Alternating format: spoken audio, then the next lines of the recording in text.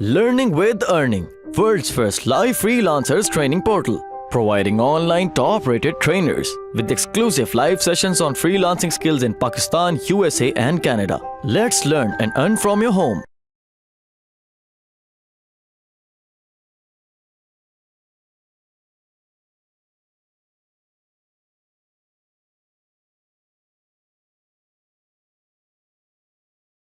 फिर आ जाता है बजट की बात। बजट आपने उस हिसाब से सिलेक्ट करना है जिस हिसाब से आपका क्लाइंट के साथ पैकेज डन हुआ है। वो पैकेजेस की बात आएगी तो इंशाल्लाह उसमें आपको फुल एक्सप्लेन करेंगे कि पैकेजेस क्या बनाने हैं, मिनिमम क्या पैकेज होना चाहिए, मैक्सिमम क्या होना चाहिए, उसमें फेसबुक की कॉस्ट क्या रखनी है, डिजाइनिंग की क्या रखनी है, आपकी कंपेन्स की क्या रखनी है, वो सारी चीजें इसमें ऐड हो जाएंगी। मैं फॉर एग्जाम्पल जी यहाँ पर 500 जो है ना ऐड कर देता हूँ। ठीक है, मिनिमम $1 की कंपेन चला सकते हो, मैक्सिमम कितने भी डॉलर की चला सकते हो आप लोग। तो यहाँ पर स्टार्ट एंड एंड डेट का ऑप्शन आ रहा है कि मैं यहाँ पर कितने डेज के लिए, मैं फॉर एग्जांपल जो इसको एक दिन के लिए चलाना चाहता हूँ, तो मैंने यहाँ से 7 से 8 जुलाई your ad will run for 1 day, you will spend no more than 500। ठीक है जी, ये सिलेक्ट कर लिया मैंने। पोस्ट एंगेजमेंट, अब यहाँ पर आप लोग देखेंगे फेसबुक कह रही है कि आपको सिर्फ इंप्रेशंस चाहिए या डेली यूनिक रीच। यहां पर क्या फर्क है, ये तीनों ऑप्शंस में और इन तीनों में क्या फर्क है। पोस्ट एंगेजमेंट, फेसबुक कह रही है कि जी मैं अपने हिसाब से आपके एड्स वहां तक ले उन लोगों को डिलीवर करूंगी जहां से आपको maximum likes, shares, comments at low cost मिल जाए।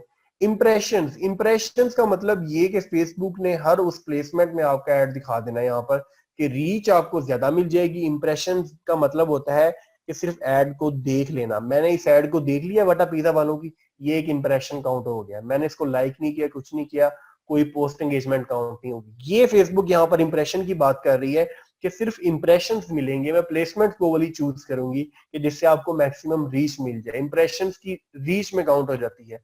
Daily unique reach, daily unique reach का मतलब ये कि अगर आपने फॉर एग्जांपल एक मंथ के लिए ऐड को मैंने यहां पर सिलेक्ट कर दिए ये वाला लिख के, यहां पर होगा क्या, फेसबुक आपको अगर डेली, जैसे कि मेरी जो सिलेक्टेड ऑडियंस है वो 3,80,000 है, ठीक है, मैं इन लोगों को टारगेट कर रहा हूं, मैंने ऐड चला दिया यहां पर रख के, तो एक महीने के लिए, तो मुझे अगर डेली 6100 भी रीच मिल रही है तो एक महीना चलेगी तो वो कितनी रीच बनेगी। 6100 को मैं अगर मल्टीप्लाई करूं 30 से तो वो बनती है ऑलमोस्ट 1,80,000 प्लस।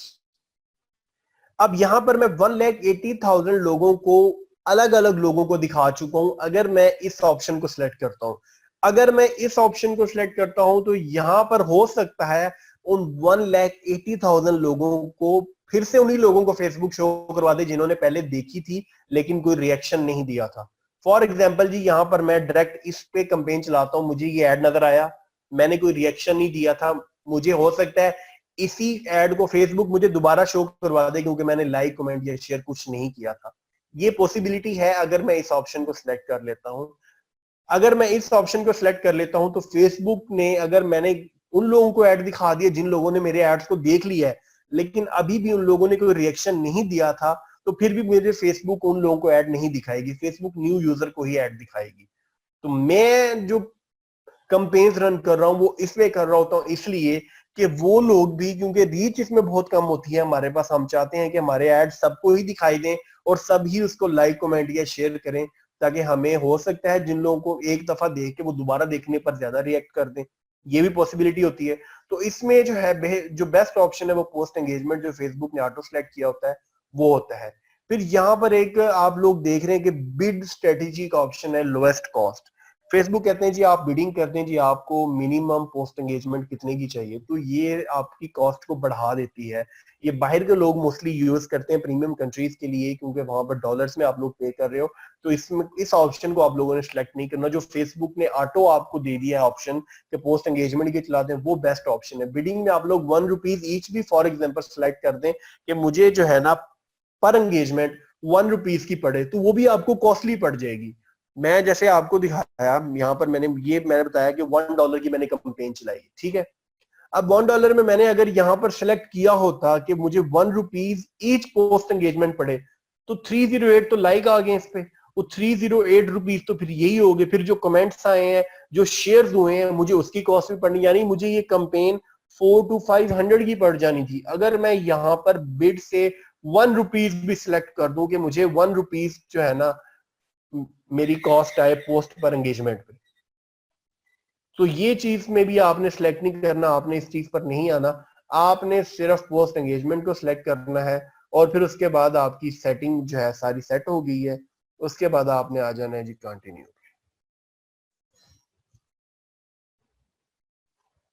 कंटिन्यू पे आने के बाद आपके जितने पेजेस होंगे, फेसबुक आपको यहाँ पर शो कर रही है कि आप लोग अपना पेज को सिलेक्ट करें यहाँ से।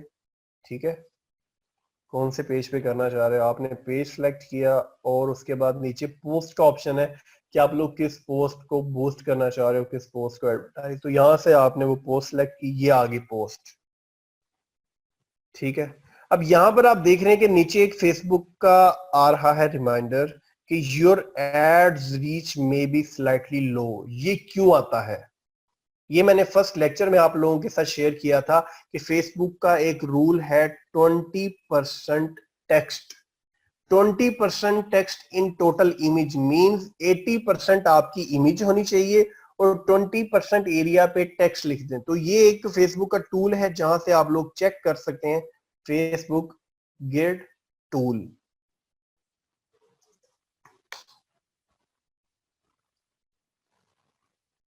Text overlay tool.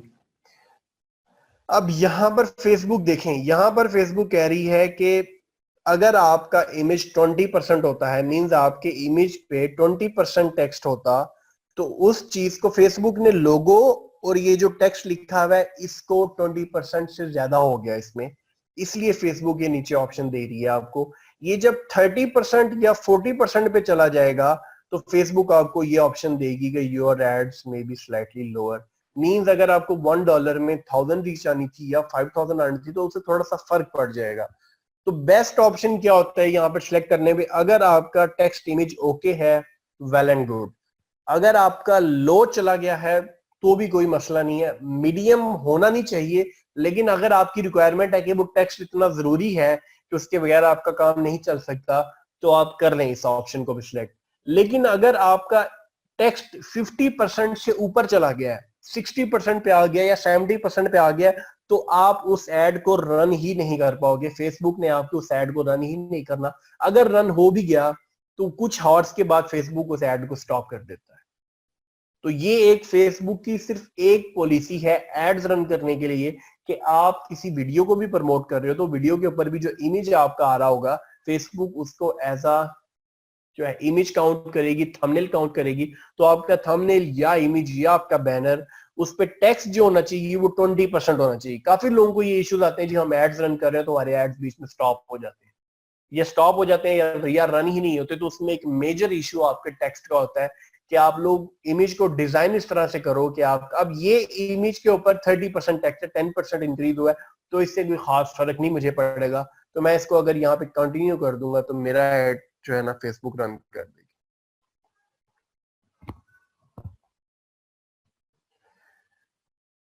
फेसबुक यहाँ पर कह रही जी campaign schedule is too short, कि आप लोग जो है अपना थोड़ा सा 24 आवर्स के लिए इसको करें।